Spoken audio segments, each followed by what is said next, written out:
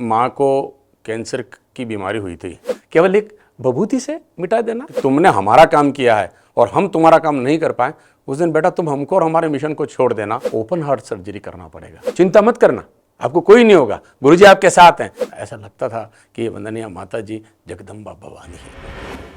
सन 1984 में मैं गायत्री परिवार के संपर्क में आया था।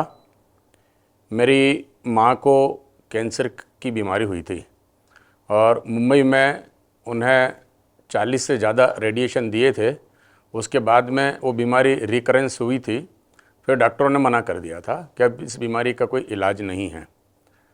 तो मैं दवा के साथ दुआ मांगने के लिए इधर उधर घूमना मैंने प्रारंभ किया था।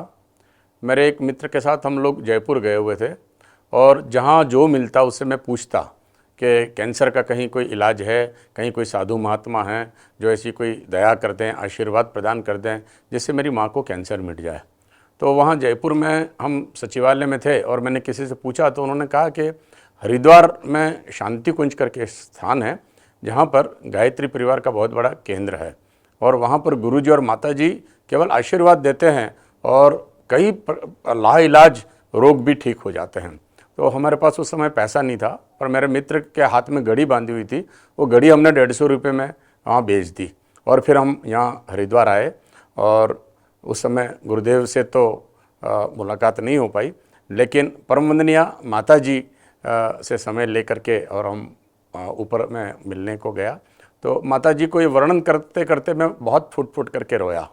पर आश्चर्य ये हुआ कि मैं जितना रो रहा था उससे ज़्यादा माताजी ने रोना चालू कर दिया। और फिर माताजी ने कहा, बेटा क्यों रो रहा है, तो क्यों रो रहा है, ये मैं तेरी माँ नहीं हूँ, मैं जगत की माँ हूँ, जगत की माँ हूँ। फिर ऐसा कह करके जब मैंने अपना दुख सुनाया तो माताजी ने मुझे कहा, बेटा घर जा कर के तुरंत 3 माला करना और एक एक माला करके एक एक आचमन जल छोड़ना और सूर्य नारायण भगवान को अर्घ्य देना। और ये हम एक दिव्य औषधीय और दिव्य गुण वाली विभूति दे रहे हैं, थोड़ा एक चुटकी भर उस जल में डाल करके माँ को पिलाना। मैंने वहाँ जा कर के बड़ी ही श्रद्धा, बड़े ही संवर्धन के साथ में प्रातःकाल ब्रह्म मुहूर्त में 3 बजे उठ करके, क्योंकि मेरी एक लालच थी मेरी माँ को कैसे भी यह रोग मिट जाए। तो वंदनीय माता जी ने 3 माला कहा था, लेकिन मुझे यूँ था कि अगर मैं ज़्यादा करूँगा तो जल्दी रोग ठीक हो जाएगा। तो मैंने 1-1 घंटा गायत्री मंत्र का जप चालू कर दिया और आश्चर्यजनक परिणाम ये हुआ कि 6 महीने के बाद मेरी माँ को उस रोग से जो पीड़ा हो रही थी वो धीमे धीमे करके पीड़ा मिटने लग गई। जिस डॉक्टर ने कहा था कि ज़्यादा ज़्यादा आप 6 महीना ये रहेंगे, वो 4 साल के बाद में मेरी माँ ने इच्छा व्यक्त की कि बेटा यात्रा जाना है। तो हमने बद्री केदार की यात्रा बनाई और यहाँ शांति कुंज आया और मैं मेरी माँ को लेकर के फिर वंदनीय माता जी के पास मिला। तो वंदनीय माता जी से फिर मैंने इस घटना का उल्लेख किया। तो वंदनीय माता जी ने देख मिश्रा, देख ये गायत्री माता का चमत्कार, मिश्रा देख ये गायत्री माता का चमत्कार है, गायत्री माता ने इसको माँ को मिटा दिया। यूँ करके मैं तो हंसी हंसी में बोल रहा था और माता जी बोलते बोलते उस समय फिर रो रहे थे। बस तब से गायत्री परिवार, गायत्री माता, परम पूज्य गुरुदेव परम वंदनीय माता जी के प्रति इतनी गाढ़ श्रद्धा होने लगी कि मैं कम पढ़ा लिखा इंसान और एक LIC में एजेंसी का काम करता था। और जब करते करते मेरे मन में ये भाव आया कि गुरुजी मुझे नौकरी नहीं मिलेगी, क्या मैं ज़िंदगी भर एजेंसी में ही काम चलाता रहूँगा, कैसे घर परिवार चलेगा। तो एक बॉर्डर लाइन की जो पढ़ाई होने के बाद जो नौकरी मिलनी चाहिए थी, वो बॉर्डर लाइन से नीचे की पढ़ाई वाले को भी, मुझे एक साधारण व्यक्ति को भी गुरुजी ने भारतीय जीवन बीमा निगम में विकास अधिकारी के पद पर लगा दिया। और जैसे ही मेरी नौकरी लगी उसके बाद में वो नियम हट गया। जैसे गुरुजी ने मेरे लिए ही नियम खुलवाया था कि कम पढ़ाई वाले को भी इसमें अलाउ किया जा सकता है। पर गुरुजी की एक बात को पकड़ के रखा था, बेटा तुम हमारा काम करना, हम तुम्हारा काम करेंगे। बेटा तुम हमारा काम करना, हम तुम्हारा काम करेंगे। बेटा जिस दिन तुम्हें ये पता चल गया या तुम्हें महसूस हुआ कि तुमने हमारा काम किया है और हम तुम्हारा काम नहीं कर पाए, उस दिन बेटा तुम हमको और हमारे मिशन को छोड़ देना। पर आज दिन तक सेवा से सेवानिवृत्त भी हुआ, आज दिन तक ऐसा एक पल, एक क्षण महसूस नहीं हुआ कि गुरुदेव का ने हमारा काम किया और हमने उनका काम नहीं किया होगा। सतत गुरुदेव के काम में लगे हुए हैं। और गायत्री शक्तिपीठ सागवाड़ा, जो कि एक बंजर भूमि में हमने ब्याज से पैसा ले करके भूमि खरीदी थी, आज हिंदुस्तान के बड़े बड़े शक्तिपीठों में गायत्री शक्तिपीठ सागवाड़ा का नाम आता है और परम श्रद्धेय डॉक्टर चिन्मय जी भैया 3 बार गायत्री शक्तिपीठ सागवाड़ा का उनका प्रवास हुआ है। और तो और परम श्रद्धेय जी कहीं नहीं निकली तो एक लंबे अंतराल के बाद मैंने परम श्रद्धेय चिन्मय भैया से एक बार निवेदन कर दिया कि भैया अगर कोई राजनेता आते हैं, प्रशासनिक लोग आते हैं, तब लोग बाग मांग करते हैं कि हमें स्कूल चाहिए, हमें दवाखाना चाहिए, हमें सड़क चाहिए, पर भैया मैं आपसे एक मांग कर रहा हूँ, मुझे मेरी जीजी चाहिए। एक बार आप कैसे भी करके गायत्री शक्तिपीठ सागवाड़ा में परम श्रद्धेय जीजी का एक कार्यक्रम बनाने की कृपा करें। और परम श्रद्धेय भैया ने परम श्रद्धेय जीजी, परम श्रद्धेय शेफाली जीजी को लेकर के परम श्रद्धेय भैया सागवाड़ा आए। वो क्षण अभी मैं बोल रहा हूँ तो भी मेरा रोम रोम पुलकित हो रहा है। और जीजी के पैर जिस दिन शक्तिपीठ में पड़े उसके बाद में हमारे समूचे क्षेत्र में अन्न के भंडार अनवरत, बरसात नहीं होती थी, हमारा वागड़ का दक्षिण का क्षेत्र है, वहाँ अनवरत बारिश के मौसम में खूब बारिश, खेत खलियान भर करके, और इतनी वहाँ पर शक्तिपीठ की गरिमा प्रतिभा हो गई है कि हम हर महीने 21 तारीख से 30 तारीख के मध्य में तन शुद्धि, मन शुद्धि और आत्म पुष्टि की संजीवनी साधना का 9 दिवसीय सत्र चलाते हैं, जिसमें हर शिविरार्थी को अनिवार्य रूप से 24,000 का मंत्र अनुष्ठान कराते हैं, पूर्ण प्राकृतिक चिकित्सा कराते हैं और ला इलाज क्रिटिकल इलनेसेस जो मेडिकल में गंभीर से गंभीर रोग मेडिकल साइंस में उसका कोई इलाज नहीं है, वहाँ पर गुरु गायत्री की कृपा से इतने चमत्कार होते हैं कि 9 दिन के बाद जब शिविर की विदाई होती है लोगों को इतना आराम महसूस होता है कि कहते हैं कि यह गुरुजी ने मिनी शांति कुंज सागवाड़ा शक्तिपीठ को बना दिया है। और वहाँ शिविरार्थी महसूस करते हैं कि यहाँ गुरु और वंदनीय माता जी, कई बार तो वंदनीय माता जी को वहाँ सुबह सुबह चलते फिरते कई शिविरार्थियों ने देखा है और कहते कहते रो पड़ते हैं। गुरुजी ने अपने अंतिम संदेश में जो कहा था कि बेटा मैं था तब भी नहीं था और अब मैं नहीं हूँ तब भी हूँ, ये चमत्कार हम देख सकते हैं। लेकिन हमारे मिशन के 2 सूत्र हैं, एक गायत्री और एक यज्ञ, गायत्री और एक यज्ञ। अगर हम गायत्री का आंचल पकड़ करके रखेंगे तो जीवन में हमारे माध्यम से सत्कर्म रूपी यज्ञ देवता बराबर चलते रहेंगे। आज हमारा जो सागवाड़ा शक्तिपीठ है, डूंगरपुर जिला दक्षिणी राजस्थान का एक दूरस्थ एक ट्राइबल बेल्ट है, लेकिन गायत्री शक्तिपीठ सागवाड़ा में 5,000 से ज़्यादा लोग हमारे वहाँ पर जुड़े हुए हैं और यही गुरु की कृपा है, यही गायत्री माता की कृपा है। श्रद्धेय डॉक्टर साहब का भी हमारे खड़गदा में एक बार पूरे प्रांत का राजस्थान का सम्मेलन हुआ था, श्रद्धेय डॉक्टर साहब का भी वहाँ पधारना हुआ। बेणेश्वर में भी बहुत बड़े कार्यक्रम हुए और हम लोग वहाँ पर जो मिशन का विस्तार हुआ है उसके पीछे बड़ी वजह ये रही है कि हम साल में 2 बार 50 लोग 100 लोगों को यहाँ शांति कुंज ला करके 9 दिन का हम अनुष्ठान कराते थे। शांति कुंज में आने के बाद में और 9 दिन का अनुष्ठान करने के बाद यहाँ की भूमि पर 9 दिन रह करके यहाँ के माताजी के चौके का अन्न ग्रहण करने के बाद में वो सदैव सदैव माँ गायत्री का, सदैव सदैव गुरु का हो जाता है। ये हमने स्पष्ट रूप से अनुभूत किया है। बाकी शक्तिपीठ की जो हमारी दिनचर्या है, प्रातःकालीन जागरण से लगाकर आत्मबोध की साधना से लगाकर तत्वबोध की साधना तक जो शांति कुंज का क्रम समयबद्ध है, उस समयबद्ध को हमने पकड़ करके रखा है। शांति कुंज में अगर 3:30 बजे 4 बजे जागरण होता है तो सागवाड़ा भी 3, 3:30, 4 बजे जागरण हो जाता है।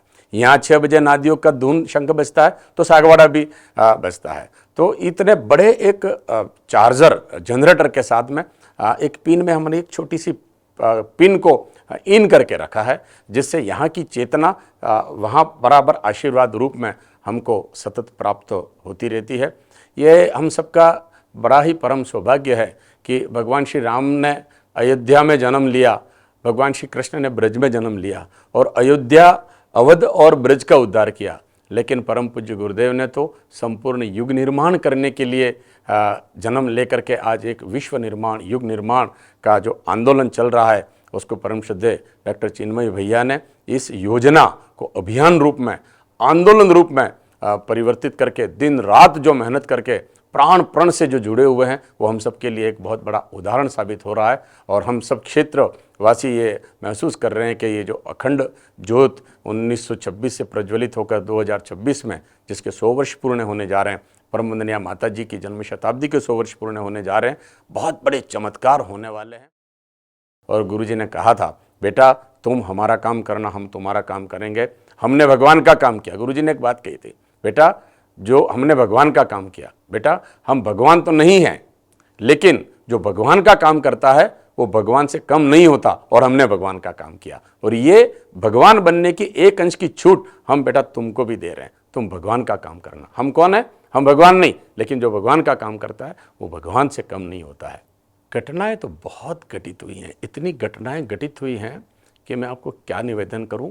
जब जो सोचा उससे ज़्यादा हासिल उन्होंने करा दिया। लेकिन एक बात पक्की है कि अगर हम लोकमंगल के लिए, पुण्य और परमार्थ के लिए अपेक्षा और आशा रखेंगे तो जितना रखेंगे उससे 1.25 गुना मिल जाता है। मैं एक बार गायत्री शक्तिपीठ के निर्माण के लिए मुझे विदेश जाने का मौका मिला था। कुवैत गया था मैं। वहाँ समुद्र के किनारे बैठकर एक संकल्प करके रखा था कि 61 मिनट की साधना हर हाल में करनी। मैं एक हिमालय का बांसुरी ट्यून अपने मोबाइल में, माला लेके नहीं, मोबाइल में उस फ्लूट को चलाते हुए ही जप करता हूँ, और आज भी ऐसा ही करता हूँ। तो मैं वहाँ आर्थिक सहयोग लेने के लिए गया था। तो मैं वहाँ जप करता था, तो जप के दौरान मुझे कहाँ कहाँ जाना है, किन किन के पास जाना है, वो सारी एक सूची तैयार होकर के आ जाती थी। जैसे ही मैं अपना जप को विराम देता था और उठता था, और तुरंत मेरे को फ़ोन आ जाते थे उन व्यक्तियों के जो मेरे चिंतन में और मेरी प्रेरणा में आए थे। पंड्या जी आप सुना है यहाँ आए हो और इस काम के लिए आए हो, तो आज हमारे वहाँ पधारना, हमारे वहाँ आना। और जो सोचते थे वो सब के सब वो दे देते थे। उससे बड़ा क्या चमत्कार हो सकता है? उससे बड़ा कोई चमत्कार नहीं हो सकता। एक 10वीं पास व्यक्ति को डेवलपमेंट ऑफिसर बना देना, इससे बड़ा क्या चमत्कार हो सकता है? एक कैंसर जैसी बीमारी जो लाइलाज, उन दिनों तो ये कीमोथेरापी और इतना एडवांस ट्रीटमेंट नहीं था, केवल एक विभूति से मिटा देना, इतनी आयुष्य में वृद्धि कर देना, उससे क्या बड़ा चमत्कार हो सकता है?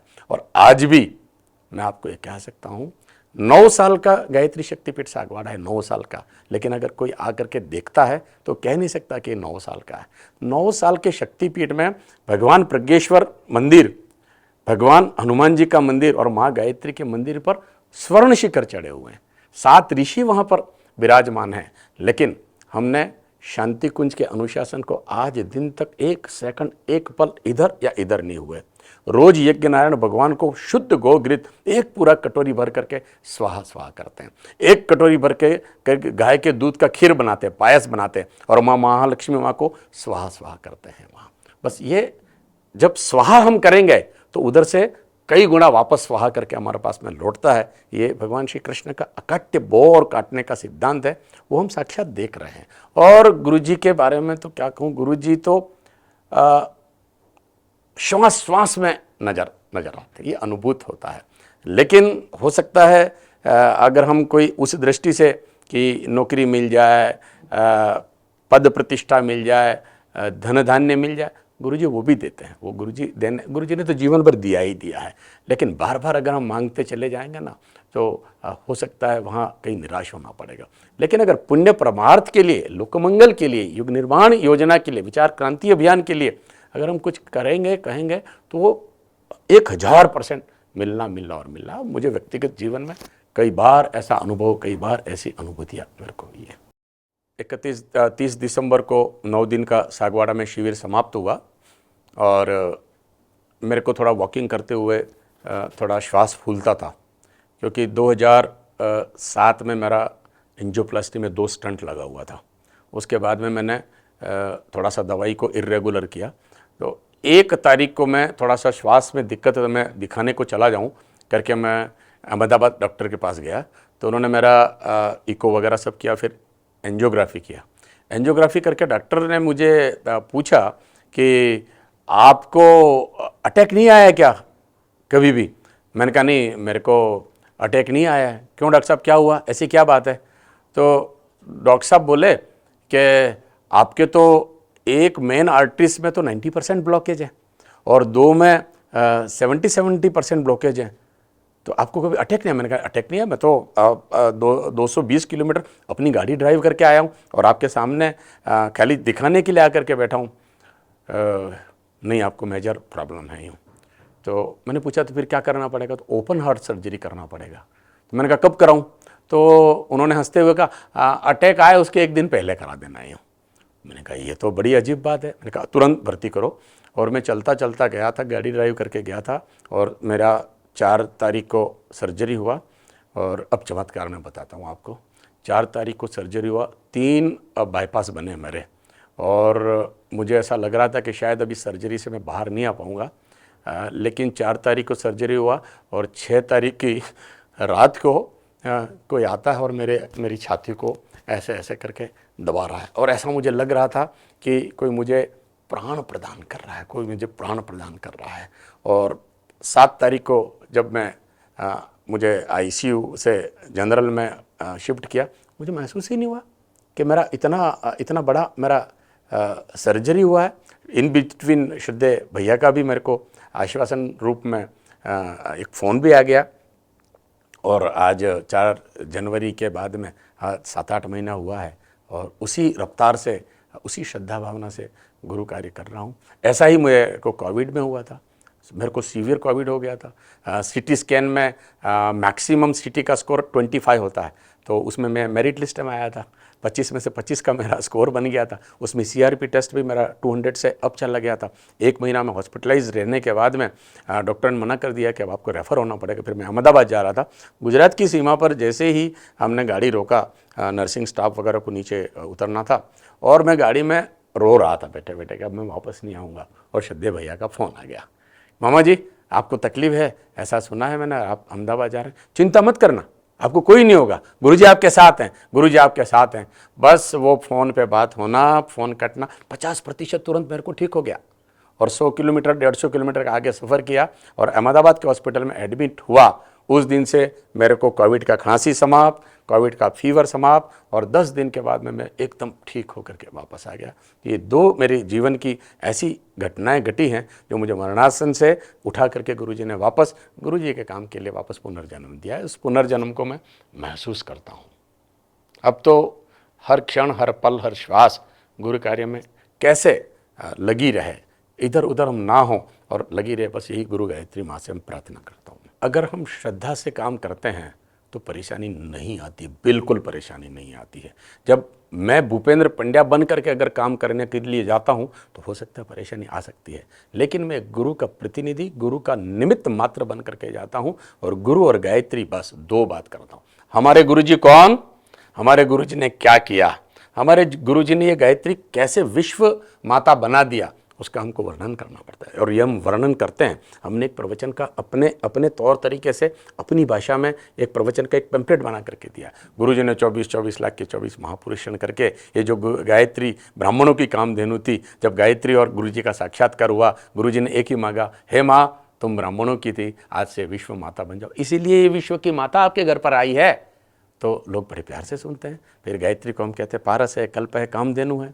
वो पारस नहीं जो लोहे से सोना बना दे, ये वो पारस है जो पारस से संपर्क में आने स्वयं को पारस बना देती है। उसके पास बैठ करके कोई कामना करते हैं तो वो कामधेनु का काम करती है, वो कल्प वृक्ष का काम करती है। तो हमें कोई दिक्कत नहीं आती है और कोई दिक्कत आएगी भी नहीं, क्योंकि ये प्राण प्रदाता है, सुख प्रदाता है, दुख और पाप का नाश करने वाली है। और जीवन में लोग दुखी हैं, या तो जन्म जन्मांतरों के पाप के पर्वत से दुखी हैं, या देह के दुख से दुखी हैं, और दोनों का समाधान केवल अगर गायत्री से होता है तो वो सहर्ष स्वीकार कर लेते हैं। 36 कौम स्वीकार करता है इस गायत्री को। बस हमें उस भाव से वहाँ तक पहुँचने की आवश्यकता। हम पहुँच नहीं पाते हैं ना, हम तरीके से पहुँच नहीं पाते हैं। हम कपड़ा पहन लेते हैं, झोला लगा लेते हैं, डंडा ले लेते हैं, प्रणाम मिलता है, सम्मान मिलता है, बस उससे हम अहम में आ जाते हैं। ऐसा नहीं, बस हम गुरु और गायत्री को हम साथ लेकर के कंधों पर बिठा करके हम अगर चलेंगे तो फिर वो गुरु की वाणी निकलती है। तो गुरु की वाणी, गायत्री माँ की वाणी निकलती है, तो फिर सब स्वीकार करेंगे। माता जी तो कहते मेरे कितने हाथ हैं, मेरे बच्चे कितने हैं, सब काम करेंगे। ये सब को हमारा आशीर्वाद है। ये मिशन हमारा नहीं है, ये योजना हमारी नहीं है, ये योजना तो भगवान की योजना है, उद्घोष तो भगवान का है। काम कौन करेगा? ऋषि काम करेंगे। और दूसरी बात, गुरु जी ने कहा कि ये योजना भगवान की है, लेकिन भगवान कौन? तो फिर कहते हैं प्रज्ञेश्वर महादेव युगाधिपति महाकाल स्वयं।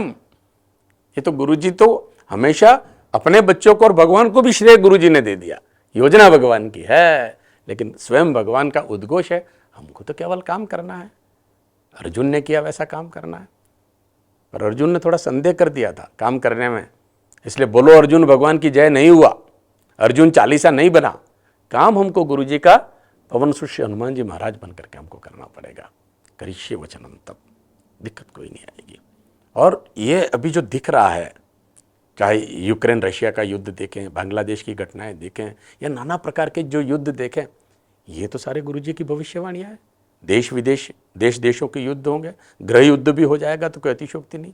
ये कोविड क्या, मैं तो कोविड को अपने जीवन में एक देवता मानता हूँ। कई समाज के ठेकेदारों ने समाज सुधार में कई प्रयास किए, नहीं हो सका। दहेज प्रथा बंद नहीं हो सकी, मृत्यु बोझ बंद नहीं हो सका। किसने किया? कोविड देवता ने किया। मेरे घर में शादी है और 50 लोग आएंगे, वो डिसाइड हमारा वहाँ का कलेक्टर एसडीएम करता है। जब मानवीय सत्ता अपना कार्य कर नहीं पाती है, तो देवीय सत्ता काम करती है, न्यायिक की सत्ता काम करती है। ये युग परिवर्तन के ये हमको दिख रहा है, और 2026 तक तो बड़े बड़े परिवर्तन दिखेंगे, उसमें कोई वो वाली बात नहीं है। हमारा तो एक ही काम है, गायत्री जपो, गायत्री जपाओ, यज्ञ करो, यज्ञ कराओ, बस बात बन जाएगी, सुधर जाएंगे। और हमको सुधरा हुआ देख करके लोग सुधरते चले जाएंगे, बाकी तो ईश्वर करता रहेगा। गुरुजी से मेरी कभी बात नहीं हुई, लेकिन गुरुजी जब ऊपर वाले कक्ष में, जहां हम गुरुवार और रविवार को दर्शन करने जाते हैं, वहां पर एक सोफे पे बैठकर गुरुजी लेखन करते थे, और सामने वाले बिल्डिंग में उनके दर्शन करने वालों की कतार लगती थी। उस समय मेरा गुरुदेव से एक बार उनके स्थूल शरीर का मैंने दर्शन किया है। पर परम वंदनीय माता जी के पास बहुत बार मिलना हुआ, बहुत बार बैठना हुआ, बहुत बार अपने यादी व्याधि उपाधि उनके सामने रखी, बहुत बार रोना हुआ। और जब वंदनीय माता जी के पास बैठते थे तो ऐसा लगता था कि वंदनीय माता जी जगदम्बा भवानी है। उनकी गोद में बैठ कर के जो आनंद आता था, आज भी वो अनुभूति कभी आती है तो हृदय हिलोरे लगने लगता है। भगवान जब जब अवतार लेते हैं तो साधारण और सामान्य रूप से ही अवतरित होते हैं। भगवान राम आए, पर अवध के लोग उन्हें राम ही तक सीमित रखा, नहीं पहचान पाए कि ये भगवान थे। ऐसा ही ब्रज में कृष्ण आए, लेकिन कृष्ण के ग्वाल बालों ने कृष्ण को कहाँ भगवान समझा था। वो तो सब यही समझते थे, ये तो एक कन्हैया बालक है, ये तो माखन चोर है, ये तो गैये चराने वाला है। बस ऐसे ही हमारी गुरु सत्ता और मातृ सत्ता आए, साधारण रूप में रहे, लेकिन काम इतना असाधारण किया कि हम सब जानते हैं कि एक छोटे अवलखेड़ा के घर से निकल करके आज गायत्री परिवार अखिल विश्व गायत्री परिवार के रूप में हो गया। और जब सूर्य भगवान का उदयमान का कभी हम टिमटिमाती मुद्रा में दर्शन करते हैं, तो वहाँ गुरुजी माता जी हमको दिखते हैं। यही साधारण और असाधारण का जो स्वरूप है। माता जी तो साक्षात जगदम्बा हैं। मैं एक बार सुन रहा था डॉक्टर अमोल कुमार दत्ता जी को, वो कहते थे, मैं तो वंदनीय माता जी को ही मानता हूँ, मैं तो वंदनीय माता जी को ही मानता हूँ, क्योंकि ये तो साक्षात देवी स्वरूप हैं। और कई के मुंह से हमने सुना कि गुरुजी के पास भी कोई समस्या लेकर के जाता था, कोई बात लेकर के, तो गुरुजी भी वंदनीय माता जी के पास भेज देते थे। माता जी को कह देना, माता जी उस आपकी समस्या का दुख का समाधान कर देंगे। मैं अंत में इतना ही कहना चाहूँगा कि सभी हमारे गायत्री परिवार के जो लोग जुड़े हुए हैं, ब्रह्म मुहूर्त एक हमारी एक बहुत बड़ी संपदा है, उसको कभी मत खोना।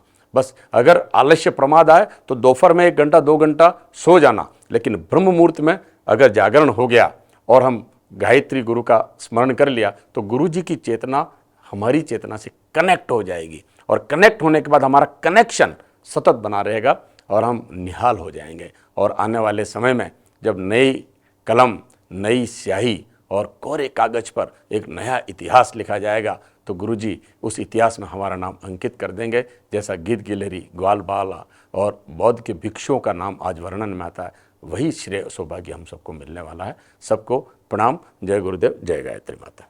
हमारे YouTube चैनल शांति कुंज वीडियो गायत्री परिवार को सब्सक्राइब करें एवं बेल आइकन जरूर दबाएं, ताकि गायत्री परिवार की विभिन्न गतिविधियों की जानकारी आपको मिलती रहे।